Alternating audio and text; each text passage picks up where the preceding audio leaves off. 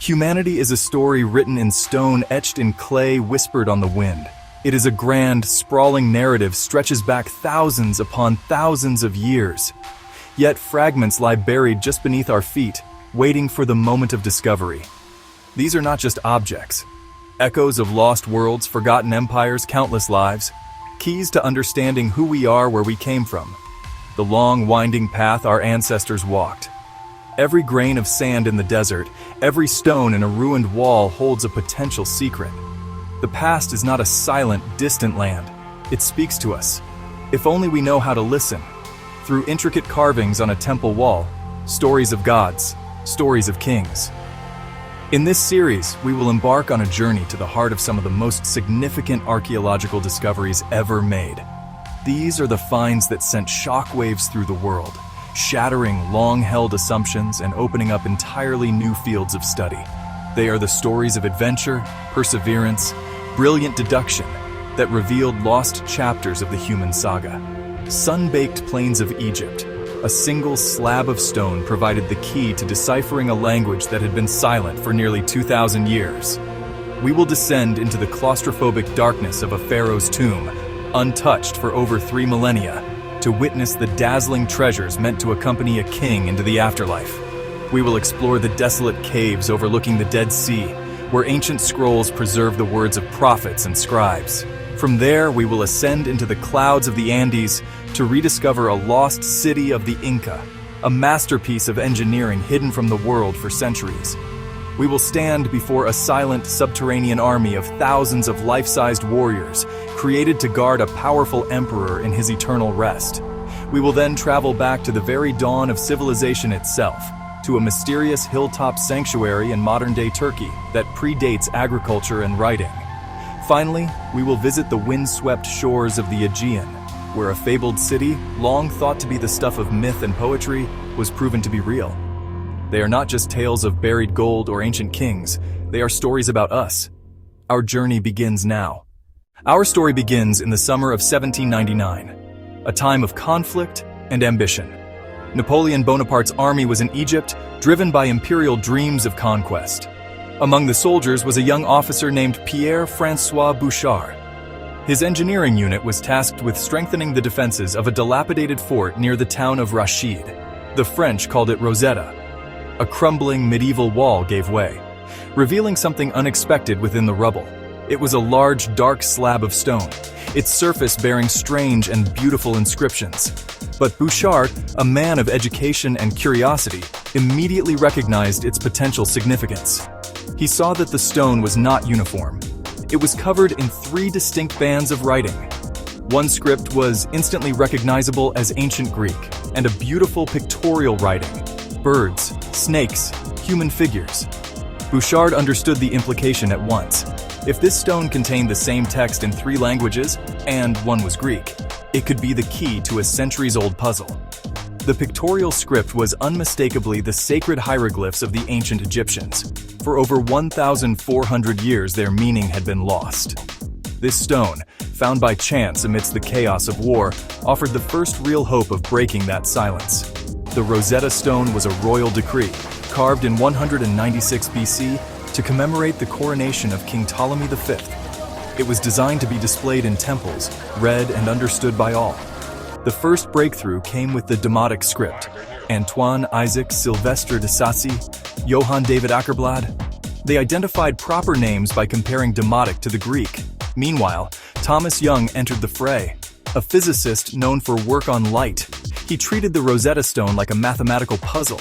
He identified phonetic values for several symbols. This showed hieroglyphs could represent sounds. But Young still thought phonetics applied only to foreign names. Across the channel, Jean-François Champollion. For Champollion, it was his life's work. His deep knowledge of Coptic gave him a unique advantage. He obtained a copy of an inscription from an obelisk that contained a second cartouche believed to be the name of Queen Cleopatra. This was the key. He quickly realized this phonetic system was not just for foreign names. He looked at a cartouche with a sun symbol. Ra, S, S. Could this be the legendary pharaoh Ramesses? On September 14th, 1822, the pieces all fell into place. He had cracked the code. Overcome with excitement, he burst into his brother's office, cried out, "Je tiens l'affaire! I've got it!" and promptly collapsed. He had unlocked the voice of an entire civilization. The silence of millennia was finally broken. The Rosetta Stone became the founding document of a new human science. It let Egypt step out of legend into history. Narrator, Vo. Our next story takes us back to the sun-scorched landscapes of Egypt. This is the Valley of the Kings. Narrator, Vo. For nearly 500 years during the height of Egypt's new kingdom, this was the chosen burial ground for the pharaohs. They sought security and secrecy, carving their eternal resting places deep into the living rock. Narrator, Vo. But the lure of gold proved stronger than any seal or secret. Over thousands of years, every known tomb in the valley was discovered and plundered. Narrator, Vo. One man, however, refused to accept this. His name was Howard Carter. Carter was haunted by a single, tantalizing clue. The name of a little-known pharaoh, Tutankhamun. Narrator, Vo. For 5 long digging seasons, they systematically excavated the valley floor. Seasons passed with no significant results. Pressure mounted. Narrator, Vo. By summer 1922, Carnarvon had had enough. He summoned Carter to his English castle and cut funding. In a desperate final plea, he made an extraordinary offer. He would finance one last season himself. Moved, Carnarvon agreed. Narrator, Vo. On the morning of November 4th, 1922, a young water boy had struck something solid with his heel. Narrator, Vo. The single step became a flight of stairs, descending into the darkness beneath the valley floor. The stairs led down to a doorway, stamped with the faint but discernible seals of the royal necropolis. Narrator, Vo. He noticed that parts of the doorway had been breached and resealed. A wave of disappointment washed over him. He sent an urgent telegram to Lord Carnarvon in England. Narrator, Vo. On November 26th, with Lord Carnarvon and Lady Evelyn at his side, Carter stood before the sealed doorway once more. After days of clearing this passage, they came to a second sealed door. With trembling hands, Carter made a small hole. Narrator, Vo. He took a candle and peered into the darkness. Lord Carnarvon, unable to bear the suspense any longer, asked anxiously, "Can you see anything?" Narrator, Vo. Carter, his voice filled with awe and disbelief, could barely manage the reply. "Yes," he whispered, "wonderful things." Narrator, Vo. But amidst the overwhelming splendor of this first room, Carter's eyes were drawn to the northern wall. There, flanked by 2 life-sized statues of the king, was another sealed doorway. The greatest secret was yet to be revealed. Narrator, Vo. In February 1923, the moment finally came. He entered the burial chamber and was met with a sight that almost defied belief. The room was almost entirely filled by a gigantic golden shrine. Narrator, Vo. Like Russian nesting dolls, the shrine contained another shrine, then a third, then a fourth. Inside the innermost shrine lay the king's sarcophagus. When the heavy granite lid was raised, not one coffin, but a series of 3. Narrator, Vo. The final innermost coffin stunned the world. It was made of 110 kilograms of solid gold. When it was opened, Carter and his team came face to face with the pharaoh. Narrator, Vo. The forgotten boy king became the most famous pharaoh. His tomb, found through one man's stubborn faith, remains the greatest treasure ever unearthed. A glimpse into a lost golden world.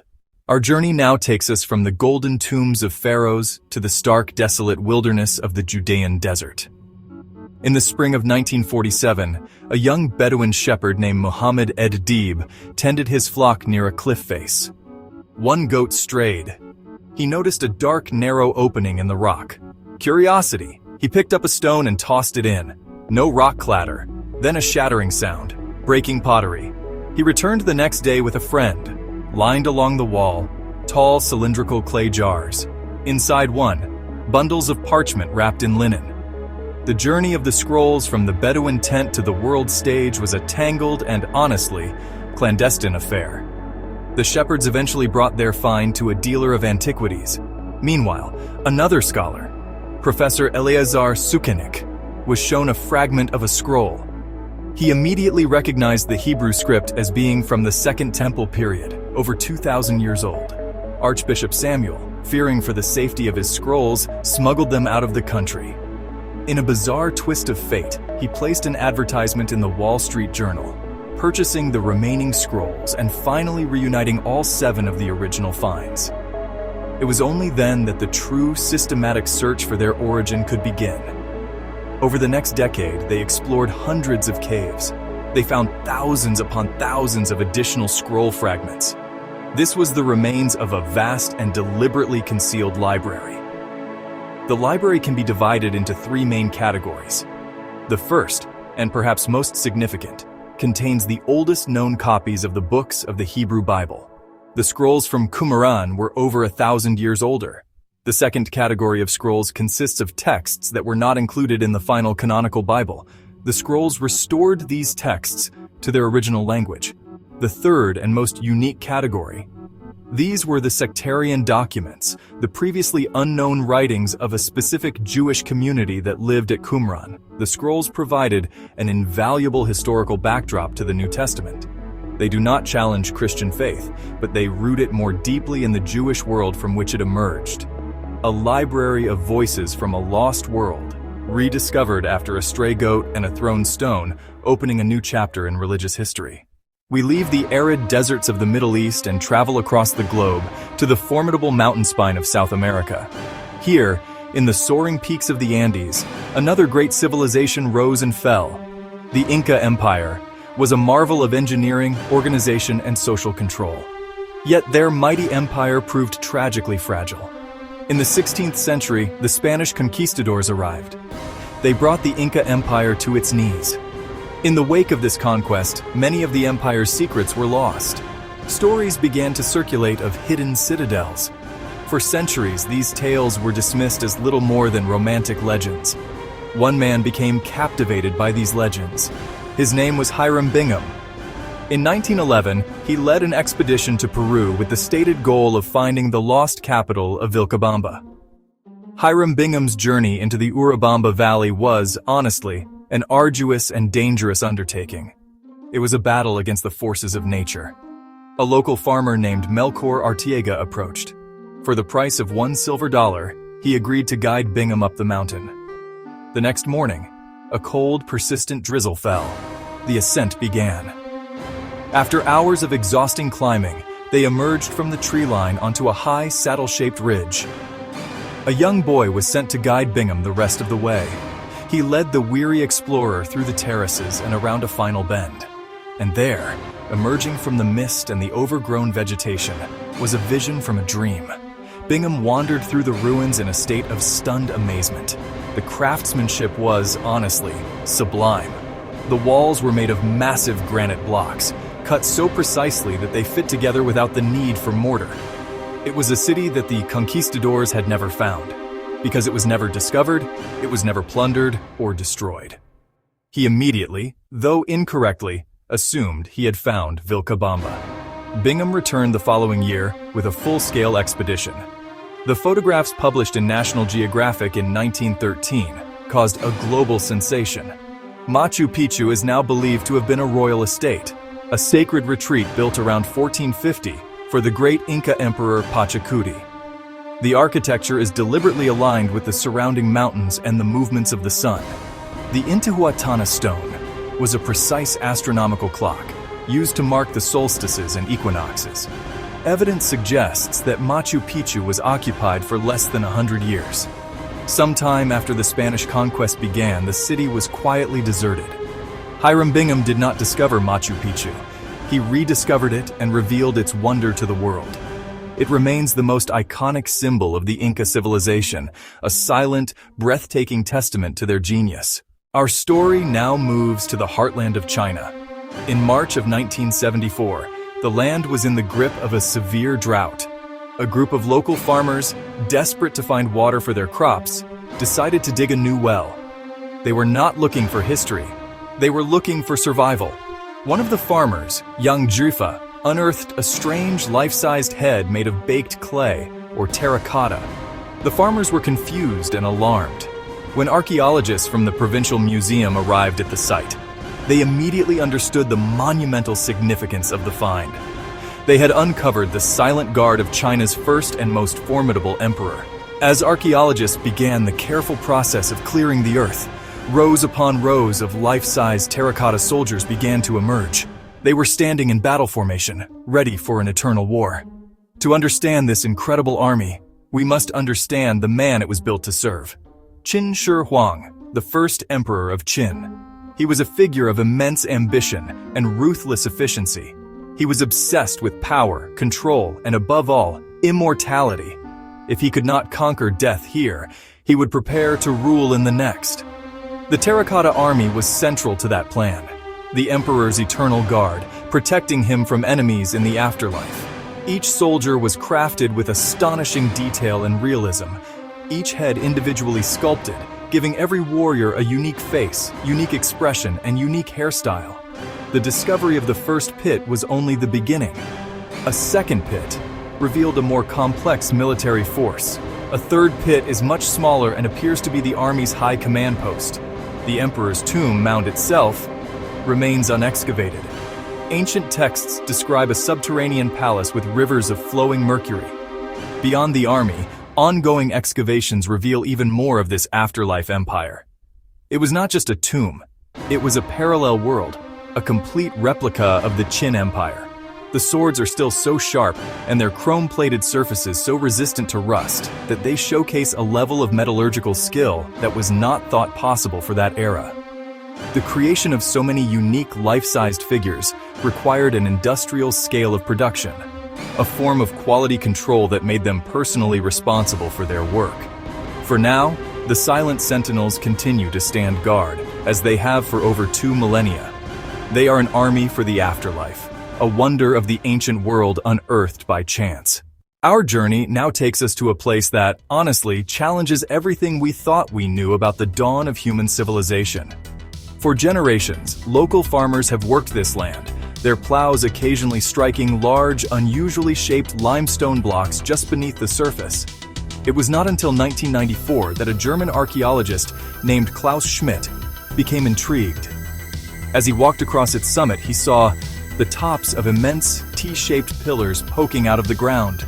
In that moment, he knew he was standing on the precipice of a discovery that would change history. This was a sanctuary, a sacred place built by people from the deepest recesses of the Stone Age. As Schmidt and his team began their careful excavations, they uncovered a series of massive circular enclosures. At the heart of each enclosure stood 2 enormous T-shaped limestone pillars. The T-shape of the pillars is clearly anthropomorphic, representing stylized human figures. Some have carvings of arms, hands, and loincloths. The surfaces of the pillars teem with a menagerie of animals: venomous snakes, menacing spiders, scorpions. It is a world of wild, untamed, and often dangerous creatures. Radiocarbon dating of the site delivered the most world-shattering revelation of all. The oldest layers of Göbekli Tepe were found to be around 11,600 years old. This discovery turned the established narrative of human history on its head. The conventional theory had always been that agriculture was the great catalyst for civilization. Göbekli Tepe suggests the opposite may be true. This was a massive religious project undertaken by nomadic hunter-gatherers. Before the advent of agriculture, perhaps it was not farming that led to settled life and religion, but the other way around. The temple came first, and the city followed. Göbekli Tepe is a monument to the power of belief. It suggests that the cognitive revolution was a far more powerful driving force in early human history than the purely economic one of agriculture. Our final journey takes us to the windswept Aegean coast of northwestern Turkey. This is a landscape where myth and history are so deeply entwined it is almost impossible to separate them. For nearly 3,000 years, this coastline has been haunted by the ghost of a city, Troy. Its story is one of the cornerstones of Western literature, immortalized by the blind poet Homer in his epic poem, The Iliad. For centuries, the story of Troy was just that, a story. It was considered the pinnacle of Greek mythology. Most scholars and historians dismissed the idea that Troy was a real place. One man, above all others, was possessed by this idea, a wealthy German businessman named Heinrich Schliemann. He treated Homer's epic as a treasure map that held the precise coordinates of the lost city. Following these clues, he was drawn to a prominent hill in northwestern Turkey known as Hisarlik. In 1871, Schliemann began his excavations. His methods, by modern standards, were shockingly crude and destructive. In 1873, Schliemann made a discovery that he believed was the ultimate vindication of his quest. He uncovered a spectacular cache of gold and precious objects. He was convinced he had found the treasure of King Priam himself. He famously smuggled the treasure out of Turkey and photographed his young Greek wife Sophia, adorned in what he called the Jewels of Helen. It would take generations of more careful scientific archaeologists to reveal the true complex story of the hill. Hisarlik was a layer cake of cities, a succession of at least 9 major settlements. Which of these 9 cities was Homer's Troy? Schliemann's Treasure of Priam was 1,000 years too early for the Trojan War. Schliemann, in his haste, had dug past the correct layer. Later work identified 2 better candidates, Troy 6 and Troy 7a. Troy 6 flourished c. 1750–1300 BC. Troy 6 was likely felled by an earthquake. Built atop it was Troy 7a. Large storage jars sunk into floors, like preparations for siege, Troy 7. A burned around 1180 BC, and arrowheads and signs of violence were found in the streets. This aligns remarkably well with the core narrative of the Iliad. Furthermore, diplomatic texts from the contemporary Hittite Empire speak of a troublesome kingdom in western Anatolia called Wilusa. The myth, it seems, was not born from nothing. Schliemann, for all his faults, was right. He proved that Troy was not a myth. It is a place where the spade of the archaeologist has touched the pen of the poet, forever blending fact and fable on the shores of the Aegean. We have journeyed across millennia and continents. We have witnessed the unearthing of 7 extraordinary discoveries, each a portal to a lost world. The Rosetta Stone gave a voice to a silent civilization. The tomb of Tutankhamun revealed the golden splendor of a pharaoh's afterlife. Yet, when viewed together, these discoveries tell an even grander tale. They are threads in a single magnificent tapestry, the story of humanity itself. The ambition of the first emperor of China echoes the same desire for eternity found in the pyramids and tombs of Egypt. The sacred alignment of the stones at Machu Picchu reflects the same celestial reverence that may have inspired the builders of Göbekli Tepe. These finds reveal the universal currents that run through all human societies. They show our shared capacity for breathtaking creativity, our timeless struggle with power, with faith, and with mortality. These artifacts and ruins are mirrors, and in them, we see not strange and distant peoples, but reflections of ourselves. The age of discovery is far from over. The tools of discovery are becoming more powerful than ever. This enduring quest is one of the noblest human endeavors. It is driven not by greed or conquest, but by deep, insatiable curiosity. The human story is still being written and rewritten with every spadeful of earth turned. The journey of discovery continues, and the horizon is endless. Don't forget to like, comment, and follow Random Asp Facts for more.